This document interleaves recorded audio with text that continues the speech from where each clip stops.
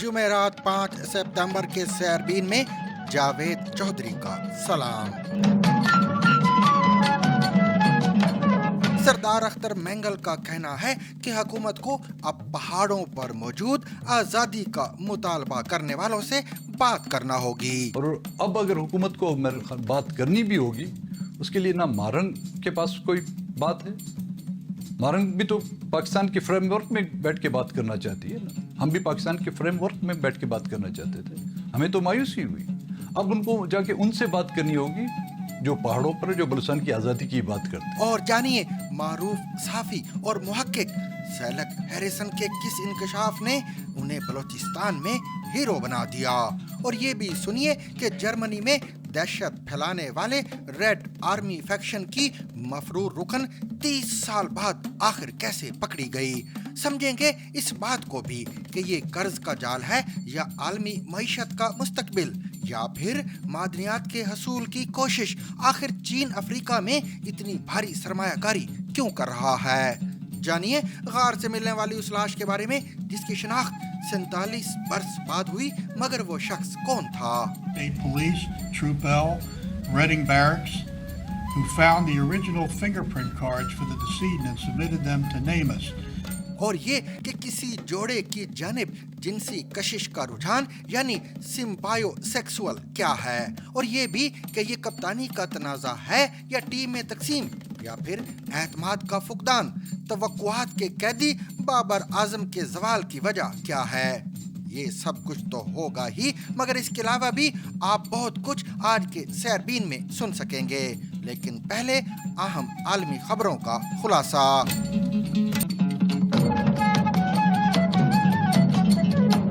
Israeli वज़ीर आज़म Binyamin Netanyahu ने एक बार फिर जोर दिया है कि इसराइली फौज फिलाडेल्फिया राहदारी खाली नहीं करेगी। फिलाडेल्फिया राहदारी मिस्र के साथ गजा की जनूबी सरहद के साथ साथ जमीन की एक तंग पट्टी है।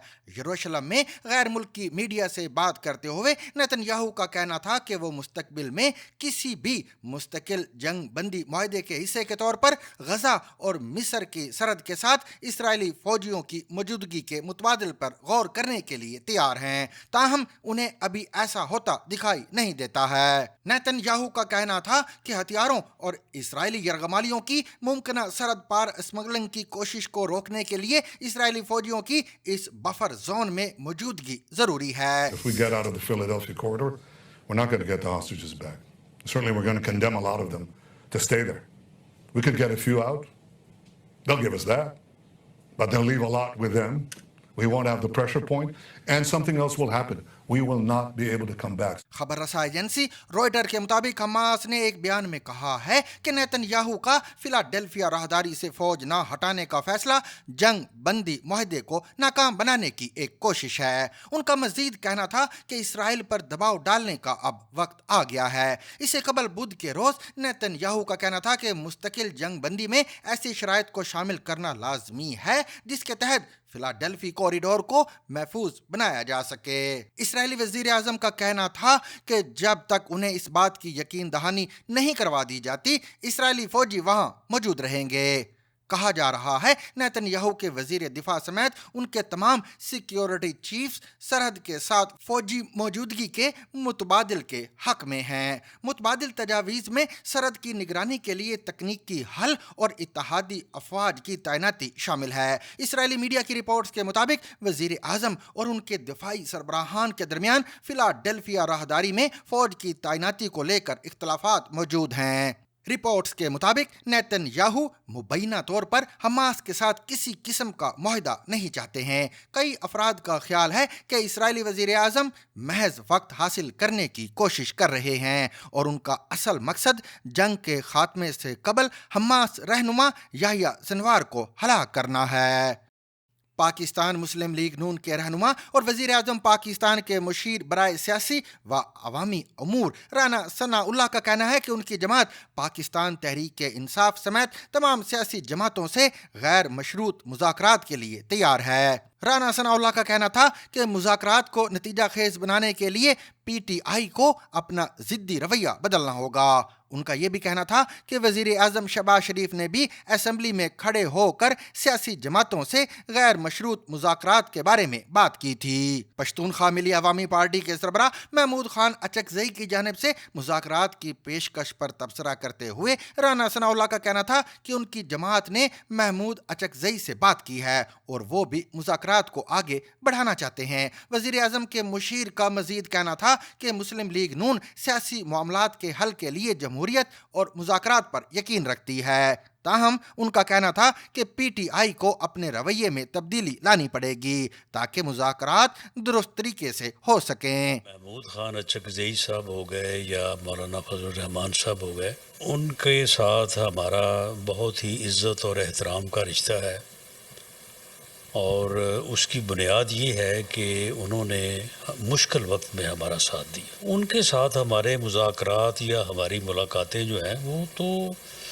ہوتی رہی ہیں، ہو رہی ہیں اور آئندہ بھی ہوتی رہیں گی۔ وزیر اعظم نے on the floor of the house P T I کی تمام لیڈرشپ پارلیمنٹ میں موجود تھی، ان کے سامنے کہا کہ بھئی ہم آپ کے ساتھ بیٹھنے کو تیار ہیں، لیکن بدقسمتی سے دوسری طرف سے جواب اس کا درست نہیں ہے۔ خیال رہے کہ رواں ہفتے سنیچر کے روز پاکستان مسلم لیگ نون کی پارٹی میٹنگ کے بعد ایسی خبریں سامنے آئی تھی کہ سابق وزیر اعظم اور مسلم لیگ کے صدر نواز شریف نے ملک کو بحرانوں سے نکالنے کے لیے اپنی جماعت کو پی ٹی آئی سمیت تمام سیاسی جماعتوں سے مذاکرات کرنے کی ہدایت کی ہے۔ تاہم اتوار کے روز مسلم لیگ نون کے سینئر رہنما اور وزیر دفاع خواجہ آصف نے ان خبروں کی تردید کر دی تھی۔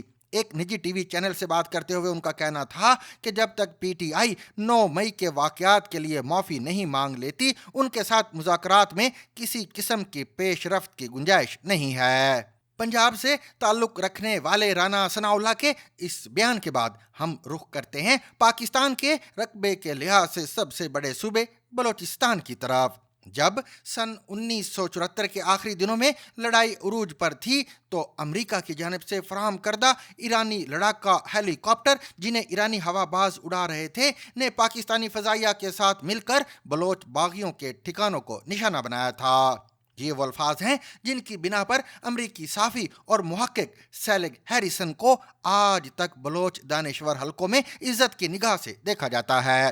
ہیریسن کے مطابق تقریباً 3000 پاکستانی فوجی اور 5000 بلوچ باغیوں نے اس جنگ میں حصہ لیا تھا، جبکہ 1973 سے 1977 تک جاری رہنے والی لڑائی کے دوران سینکڑوں خواتین اور بچے اندھی گولیوں کی بھینٹ چڑھ گئے تھے۔ نہتے بلوچوں پر موت برساتے کوبرا ہیلی کاپٹر کی جو منظر کشی انہوں نے کی، اس کا امریکی رائے عامہ پر گہرا اثر ہوا تھا، جہاں کی حکومت کو ویتنام میں بغاوت کچلنے کے لیے چلائی جانے والی اس سے کہیں بڑی خونی جنگ سے نکلنے پر مجبور ہونا پڑا تھا۔ پاکستان میں فیلڈ رپورٹنگ کرنے والے مقامی بلوچ صحافیوں کے مطابق جس وقت بلوچستان کے علاقے چمالانگ میں یہ لڑائی جاری تھی تو کسی پاکستانی اخبار نے اس کی خبر تک نہ دی، اور اگر یہ کہا جائے کہ دنیا کو چمالانگ لڑائی کی خبر پہنچانے والے صرف سیلگ ہیریسن ہی تھے تو غلط نہ ہوگا۔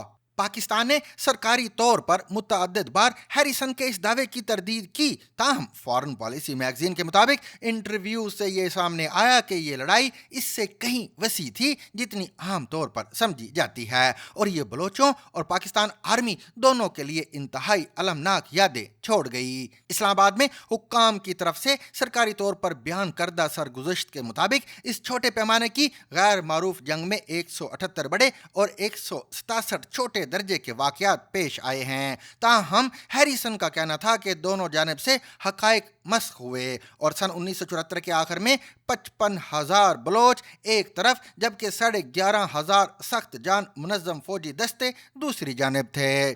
چمالانگ بلوچستان میں ایک چھوٹا سا نیم شہری علاقہ ہے جو کوہلو سے 40 میل دور شمال مشرق میں واقع ہے، اور سن 1974 میں یہاں ہونے والی خون ریز لڑائی نے بلوچستان میں پھوٹنے والی بغاوت کا مستقبل طے کرنے میں اہم کردار ادا کیا تھا۔ हैरिसन के मुताबिक सितंबर के अवाइल में होने वाली चमालांग की लड़ाई में AH कोबरा, जिन्हें आम तौर पर कोबरा गनशिप के नाम से भी जाना जाता है, निहायत तबाहकुन साबित हुए और इस ऑपरेशन में मरी कबीले के 1700 बागियों की कसीर तादाद को हलाक कर दिया गया था। हैरिसन ने ये वाकयात पाकिस्तान में 18 माह गुजारने के बाद लिखे थे। उन्होंने अपना ज्यादातर वक्त बलोचिस्तान में गुजारा और बलोच बागियों से इंटरव्यू करते रहे। वो अफगानिस्तान में बलोच बागियों के कैंप में भी गए जो पाकिस्तान की सरहद के करीब बनाया गया था। याद रहे, ये वो जमाना था जब जुल्फिकार अली भुट्टो बरसरे इख्तिदार थे। ताहम जब तक चमालांग लड़ाई से मुतल्लिक उनका मजमून एक बाअसर अमरीकी जरीदे में शाया हुआ तो फौजी आमिर जनरल जियाउल हक इख्तिदार पर कब्जा कर चुके थे। सन 1973 में पिछले साल से ज्यादा ही सियासी साजिशें पक रही थी और इनमें से ज्यादातर करिश्माती शख्सियत रखने वाले बलोच रहनुमा खैर बख्श मरी के गिर्द घूम रही थी। 1,13,000 अफराद के कबीले के सरदार के तौर पर खैर बख्श मरी रिवायती बलोच ताकत के ढांचे में पहले ही से एक मुनफरिद व मुमताज मुकाम के मालिक थे। ज़ाती हैसियत में वो मार्क्सिस्ट के तौर पर मशहूर थे और इस्लाह पसंद जहन रखते थे। उन्होंने अपने कबीले पर साबिक सरदारों के लगाए गए जाबिराना टैक्स ख़त्म कर दिए थे और वो उन अव्वलीन बलोच रहनुमाओं में से थे जिन्हें भुट्टो ने जेल में डाला था। बलोचिस्तान से ही एक दूसरी खबर शामिल करते हैं, जहां बलोचिस्तान नेशनल पार्टी के सरबराह सरदार अख्तर मैंगल का कहना है कि अगर हुकूमत बलोचिस्तान में मामलात के हल के लिए बात करना चाहती है तो अब उसे उन अनासर से बात करना पड़ेगी जो बलोचिस्तान की आज़ादी की बात करते हैं। और अब अगर हुकूमत को मेरे ख्याल बात करनी भी होगी, उसके लिए ना मारंग के पास कोई बात है। मारंग भी तो पाकिस्तान के फ्रेमवर्क में बैठ के बात करना चाहती है ना। हम भी पाकिस्तान के फ्रेमवर्क में बैठ के बात करना चाहते थे, हमें तो मायूसी हुई। अब उनको जाके उनसे बात करनी होगी जो पहाड़ों पर, जो बलूचिस्तान की आज़ादी की बात करते हैं। 3 सितंबर को कौमी असम्बली की रुकनीत से मुस्तफ़ी होने वाले बलोच सरदार ने BBC उर्दू को दिए गए खसूसी इंटरव्यू में सूबे के बिगड़ते हुए हालात की वजह बताते हुए कहा कि बलोचिस्तान में अस्करियत पसंदी आज जिस मुकाम पर पहुंच चुकी है वो सूबे में होने वाली फौजी कार्रवाइयों का नतीजा है। उनका कहना था कि आज जो बलोच अस्करियत पसंदी अरूज पर पहुंच चुकी है ये उन फौजी ऑपरेशन का नतीजा है जो हम भुगत रहे हैं। अब हुकूमत को पहाड़ों पर मौजूद बलोचिस्तान की आज़ादी का मुतालबा करने वालों से बात करना होगी। अपने इस्तीफे की वजूहात पर बात करते हुए सरदार अख्तर मैंगल का कहना था कि बलोचिस्तान के मामलात में मुस्तकिल मुदाखलत और सियासी जोड़ तोड़ होता रहा है। पाकिस्तान के दीगर हिस्सों में तो सियासत में मुदाखलत अब हुई है, लेकिन बलोचिस्तान में तो रोज़े अव्वल से यही हाल है और इसी किस्म की मुदाखलत है। बलोचिस्तान में मुदाखलत के नतीजे में जब वहाँ के अवाम ने आवाज़ उठाई तो उनकी आवाज़ को दबाने के लिए बलोचिस्तान में फौजी ऑपरेशन किए गए। उन्होंने मजीद कहा कि मुख्तलिफ मसाइल हैं जिनकी बुनियाद पर मैंने इस्तीफ़ा दिया है। जब मैं रियासत का नाम लेता हूँ तो फिर इसमें वो तमाम इदारे आ जाते हैं जिनमें पार्लियामेंट, सियासी जमातें, सियासी क़यादत और अदलिया और मीडिया भी शामिल हैं। मैंने इन सब का बाइकॉट कर दिया है। इन तमाम इदारों की नज़रअंदाजी और बलोचिस्तान पर होने वाले मुजालिम ने मुझे मुस्तफ़ी होने पर मजबूर किया है। उन्होंने कहा कि पाकिस्तान की रियासत को भी बलोचिस्तान के अवाम में कोई दिलचस्पी नहीं है। इनको वहाँ के वसाइल चाहिए, इसमें सुई गैस हो, रिकोडेक हो, सैंडेक हो या फिर बलोचिस्तान का साहिल जिसे बुनियाद बनाकर पाक चीन इक्तिसादी राहदारी लाई गई है। बलोचिस्तान में हालिया दिनों में शिद्दत पसंद तंजीम बलोच लिबरेशन आर्मी की जानिब से अस्करी तनसीबात के अलावा आम शहरियों पर भी हमलों के वाक़यात सामने आए हैं जिनमें सिक्योरिटी एहलकारों समेत दर्जनों अफराद मारे गए हैं। जिसके बाद अख्तर मैंगल की जमात BNP समेत कौम परस्त जमातें सूबे के मसाइल मौसर अंदाज में ना उठाने पर तनकीद की जद में रही हैं। इस सवाल पर कि क्या अस्करियत पसंद सूबे में वो खला पुर करने में कामयाब हो रहे हैं जो कौम परस्त जमातों की जानिब से छोड़ दिया गया है, बलोच रहनुमा का कहना था कि हमने अस्करियत पसंदों के लिए जगह पैदा करने या उन्हें जमा करने में इतना किरदार अदा नहीं किया जितना कि रियासत के जुल्म सितम ने किया है। ہے۔ ریاست نے اپنی زیادتیوں، اپنی ناانصافیوں کے ذریعے لوگوں کو مشتعل کیا ہے۔ اختر مینگل کا کہنا ہے کہ بلوچستان میں 3 ادوار میں عسکری مزاحمت ہوئی ہے۔ ایک فوجی عامر ایوب خان کے دور میں جب عام معافی کا اعلان کیا گیا اور جو لوگ پہاڑوں پر تھے ان لوگوں نے مرکزی سیاست میں حصہ لے کر 1970 کے انتخابات میں حصہ لیا اور کامیابی حاصل کی، جس کی بدولت بلوچستان کی پہلی حکومت تشکیل دی گئی۔ بعد میں جو جمہوری حکومتیں آئیں انہوں نے مرہم رکھنے کی بجائے بلوچستان کے زخموں کو کھرچنے کی کوشش کی۔ ہم انہیں سمجھاتے رہے کہ ایسا نہ کریں۔ بلوچستان کا نوجوان ہمارے ہاتھوں سے نکل رہا ہے اور آج یہ نوبت ہے کہ جو پہاڑوں پر جاتا ہے وہ اپنے والدین کی رضامندی سے نہیں جاتا۔ جب وہ اپنے خاندان کی نہیں سنتا تو اب وہ میری یا کسی اور کی بات کس طرح سنے گا؟ اب بات ہمارے ہاتھوں سے بھی نکل چکی ہے۔ لوگ پہاڑوں پہ گئے کب سے تھے؟ پہلے پہ تو لوگ پہاڑوں پہ نہیں تھے۔ یہاں پر 3 انسرجنسیاں جی ہوئی ہیں۔ ایک ایوب خان کے دور میں عام معافی کا اعلان کیا گیا، لوگ آئے، انہوں نے مین ایکسٹریم پولیٹکس میں، وہ جو لوگ پہاڑوں پہ تھے انہوں نے مین ایکسٹریم پولیٹکس میں حصہ لے کر 1970 کے الیکشن میں انہوں نے کامیابی حاصل کی اور جس کی بدولت آپ کی پہلی بلوچستان کی حکومت تشکیل دی گئی۔ باقی جو جمہوری پولیٹیکل گورنمنٹیں آئی ہیں انہوں نے مرہم رکھنے کی بجائے انہوں نے ہمیشہ بلوچستان کے وہ زخم میں ان کو کھرچنے کی کوشش کی، اور ہم ان کو سمجھاتے گئے کہ نہ کریں، کہ بلوچستان کا نوجوان اب ہمارے ہاتھوں سے نکل رہا ہے۔ اور آج نوبت یہ آئی ہے کہ اب بلوچستان کا نوجوان، وہ نوجوان جو پہاڑوں پہ جاتا ہے، وہ اپنی ماں باپ کی رضا مندی سے نہیں جاتا، وہ اپنے خاندان کو ناراض کر کر جب پہاڑوں پہ جاتا ہے تو اب وہ میری بات کہاں سنے گا یا کسی اور پولیٹیکل شخص کی بات کس طرح سنے گا؟ پاکستان پر تو بات ہو گئی، اب ہم چلتے ہیں پاکستان کے پڑوس چین کی طرف، جہاں سے خبر ہے کہ گزشتہ 2 دہائیوں میں چین نے افریقہ کے ساتھ اپنی تجارت کو بہت بڑے پیمانے پر بڑھایا ہے اور پورے بر اعظم میں سڑکوں، ریلوے اور بندرگاہوں کی تعمیر پر اربوں ڈالر کی سرمایہ کاری کی ہے۔ یہ ساری سرمایہ کاری فورم برائے چین افریقہ تعاون یعنی FOCAC کے ذریعے کی گئی ہے، جس کا اجلاس ہر 3 سال بعد منعقد کیا جاتا ہے کہ چین اور افریقی ممالک کس طرح بہترین طریقے سے مل کر کام کر سکتے ہیں۔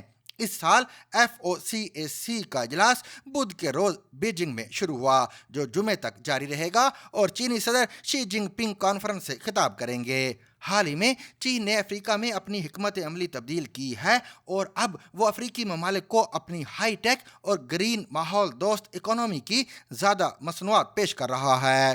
پچھلے 20 برس میں چین افریقہ کا نہ صرف سب سے بڑا تجارتی شراکت دار بن کر ابھرا ہے بلکہ افریقی ممالک میں سرمایہ کاری کرنے والا اور انہیں سب سے زیادہ قرض دینے والا ملک بھی بن گیا ہے۔ سن 2022 میں چین نے افریقی ممالک کے ساتھ 250 ارب ڈالر سے زیادہ کی تجارت کی ہے۔ اس دوران چین نے افریقہ سے زیادہ تر تیل اور معدنیات جیسے خام مال درآمد کیے، جبکہ اس کی برآمدات میں زیادہ تر تیار شدہ مصنوعات شامل تھیں۔ چین نے 2022 میں افریقی معیشتوں میں 5 ارب ڈالر کی سرمایہ کاری کی ہے۔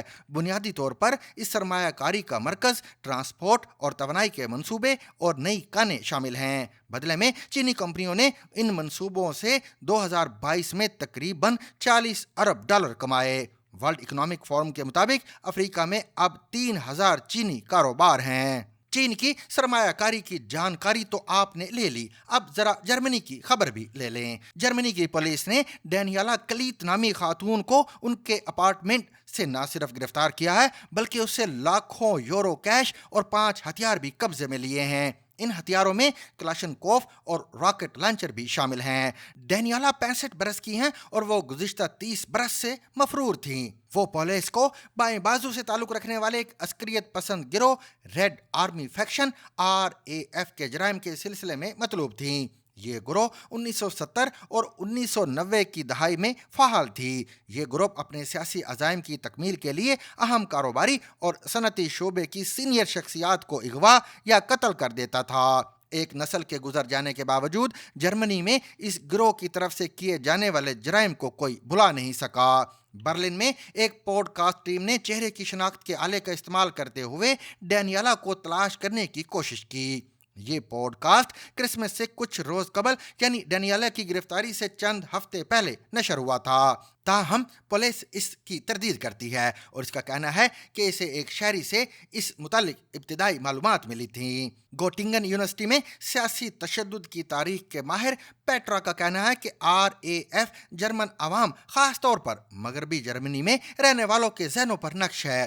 اس سال کے آخر میں جرمن ٹیلی ویژن ڈوئچے بینک کے سربراہ الفریڈ کے بارے میں 4 حصوں پر مشتمل ایک نیا ڈرامہ نشر کرے گا جنہیں سن 1989 میں دیوار برلن کے افتتاح کے فوراً بعد قتل کر دیا گیا تھا.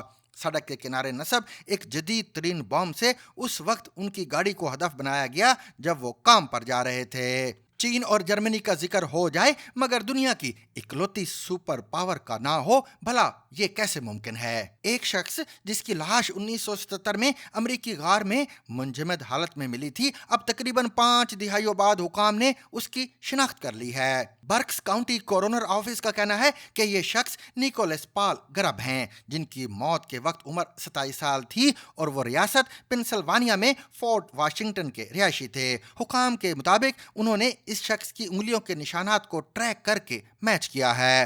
گرب کو ان کے خاندان والے نکی کے نام سے جانتے تھے. انہوں نے پنسلوانیا نیشنل گارڈ میں خدمات انجام دی تھیں. ان کی لاش البانی شہر میں پنیکل کے قریب ایک غار میں منجمد حالت میں ملی تھی. یہ علاقہ فلاڈیلفیا کے شمال مغرب میں 75 میل کی دوری پر واقع ہے اور ہائیکنگ کے لیے مشہور ہے. پوسٹ مارٹم سے معلوم ہوا تھا کہ موت منشیات کی زیادہ مقدار لینے سے ہوئی تھی. پولیس نے ان کی ہلاکت کے حوالے سے کسی اور امکان کو رد کیا تھا. This case, like so many cold cases, posed significant challenges. The passage of time often erases the traces that can lead us to the truth. Yet this identification is a testament to the advances in forensic science and the unwavering commitment of the professionals involved. It was the diligent work of Trooper Ian Keck from the Pennsylvania State Police, Troop L, Reading Barracks, who found the original fingerprint cards for the decedent and submitted them to NamUs, the National Missing and Unidentified Persons System. حالیہ برسوں میں انسانی جنسی شناخت کے بارے میں بہت سی نئی چیزیں دریافت ہوئی ہیں. تاہم ایک حالیہ تحقیق میں ایک نئی جنسی کشش سامنے آئی جسے سمبایو سیکسول کا نام دیا گیا ہے. اس تحقیق کے مطابق کوئی شخص 2 یا 2 سے زیادہ لوگوں کے لیے ایک خاص قسم کی کشش رکھ سکتا ہے جسے سمبایو سیکسول کشش کا نام دیا گیا ہے. اس رجحان میں آپ کسی شخص کے بجائے کسی جوڑے کی محبت اور ان کی ہم آہنگی سے متاثر ہوتے ہیں. تاہم یہ ہم جنس پرستی سے مختلف ہے. لغت کے حساب سے سمبایوسس کا مطلب ہوتا ہے ایک ساتھ اگنا یا ایک ساتھ پھلنا پھولنا.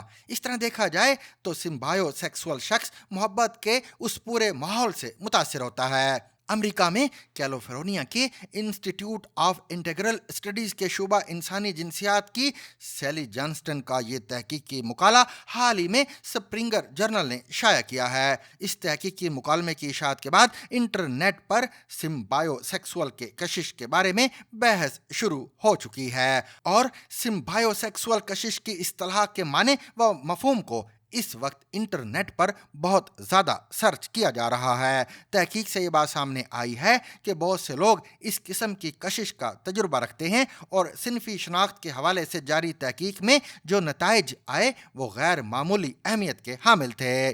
لیکن یہ کشش دراصل ہے کیا؟ اس تحقیق کے ذریعے کچھ سوالات کے جوابات تلاش کرنے کی کوشش کی گئی ہے، جیسا کہ اس میں جذباتی یا دیگر سطحوں پر کیا تبدیلیاں محسوس کی جاتی ہیں. اور اب آخر میں کچھ کرکٹ پر بھی بات ہو ہی جائے. یہ مارچ 2022 کی بات ہے جب آسٹریلیا کی ٹیم نے پاکستان کو کراچی ٹیسٹ کے چوتھے روز 506 رنز کا غیر معمولی ہدف دیا تھا اور پاکستان کے 21 رنز پر 2 کھلاڑی پویلین لوٹ چکے تھے. کریز پر بابر اعظم اور عبداللہ شفیق موجود تھے اور پہلی اننگز میں صرف 148 پر آؤٹ ہونے والی پاکستان ٹیم کو شکست سامنے دکھائی دے رہی تھی. تاہم یہ وہ وقت تھا جب بابر اعظم کے کریز پر آتے ہی پاکستانی مداح اطمینان کا سانس لیتے تھے اور ان کے کمال تسلسل کے باعث ان سے ایک اور بڑی اننگز کی توقع کرنے لگتے تھے. یہاں بابر اعظم نے عبداللہ شفیق کے ساتھ مل کر پہلے 228 رنز کی شراکت جوڑی اور پھر محمد رضوان کے ساتھ مل کر ایک سینچری کی شراکت قائم کی۔ انہوں نے اس اننگز میں 425 گیندوں پر 196 رنز بنائے اور پاکستان کو یقینی شکست سے ایک ایسے مقام پر لا کھڑا کیا جہاں پاکستان جیت کے بارے میں بھی سوچنے لگا تھا۔ تاہم بابر کی وکٹ گرنے کے بعد یہ میچ ڈرا پر ختم ہوا۔ ایمیزون پرائم پر ڈاکیومنٹری دی ٹیسٹ میں آسٹریلوی کھلاڑیوں نے بابر اعظم کی اس اننگز کو بہت سراہا تھا۔ آف سپنر نیتھن لائن نے کہا تھا کہ بابر اعظم دنیا کے بہترین 3 یا 4 بلے بازوں میں سے ایک ہیں۔ بابر اس اننگز کے بعد ٹیسٹ کرکٹ میں بلے بازوں کی رینکنگ میں ٹاپ 5 جبکہ باقی وائٹ بال فارمیٹس میں نمبر 1 تھے۔ اس سال ٹیسٹ میچوں میں مزید بہترین کارکردگیوں کے بعد وہ سال کے اختتام تک ٹیسٹ رینکنگ میں دوسرے نمبر پر آ چکے تھے۔ لیکن پھر سب کچھ بدل گیا۔ 26 دسمبر 2022 کے بعد سے Babar Azam one day cricket میں تاحال کوئی نصف سنچری بھی بنانے میں ناکام رہے ہیں اور بیٹنگ فارم میں گراوٹ کی ایسی ہی صورتحال باقی فارمیٹس میں بھی دیکھنے کو ملتی ہیں۔ دنیا کرکٹ کے ٹاپ 5 بلے بازوں میں سے ایک سمجھے جانے والے بابر اعظم کو اچانک ایسا کیا ہوا کہ اب وہ ٹیسٹ میچوں میں گزشتہ 16 اننگ سے نصف سنچری بھی بنانے میں ناکام دکھائی دے رہے ہیں اور بنگلہ دیش کے خلاف ٹیسٹ سیریز میں تو وہ 4 اننگز میں صرف 64 رنز ہی بنا پائے ہیں۔ اب ICC کی جانب سے جاری کردہ تازہ ترین رینکنگ کے مطابق بابر اعظم ٹاپ 10 بلے بازوں کی فہرست سے بھی باہر ہو گئے ہیں اور اس وقت ICC کی تازہ ترین ٹیسٹ بیٹرز رینکنگ میں 12ویں نمبر پر ہیں۔ یہ گزشتہ 5 برسوں میں پہلا موقع ہے جب بابر اعظم ٹاپ 10 بلے بازوں کی فہرست میں جگہ نہیں بنا پائے۔ بابر اعظم کی بیٹنگ فارم میں یہ تنزلی پاکستان کی تمام ہی فارمیٹس میں بدترین پرفارمنس کے درمیان دیکھنے کو ملی ہے۔ پاکستان نے ہوم گراؤنڈ پر کھیلے گئے گزشتہ 10 میچوں میں کامیابی حاصل نہیں کی ہے۔ ون ڈے فارمیٹ میں سن 2023 میں ایشیا کپ اور ورلڈ کپ میں پاکستان کو پہلے ہی راؤنڈ میں باہر ہونا پڑا تھا اور افغانستان سے شکست کا سامنا بھی کرنا پڑا تھا۔ سن 2024 میں پاکستان کو T20 فارمیٹ میں پے در پے شکستوں کا سامنا کرنا پڑا اور اس دوران پاکستان کو آئرلینڈ اور امریکہ سے بھی شکست کھانی پڑی تھی۔ اس سب کے درمیان بابر اعظم کی فارم میں گراوٹ کی وجہ کیا رہی ہے؟ اس سوال کا جواب گراؤنڈ اور گراؤنڈ سے باہر انہیں درپیش مسائل سے جڑا ہوا ہے۔ Rediscover the trusted voice of news with Zigzag Broadcast Company's revival of BBC Sarabeen. ZBC Serbia.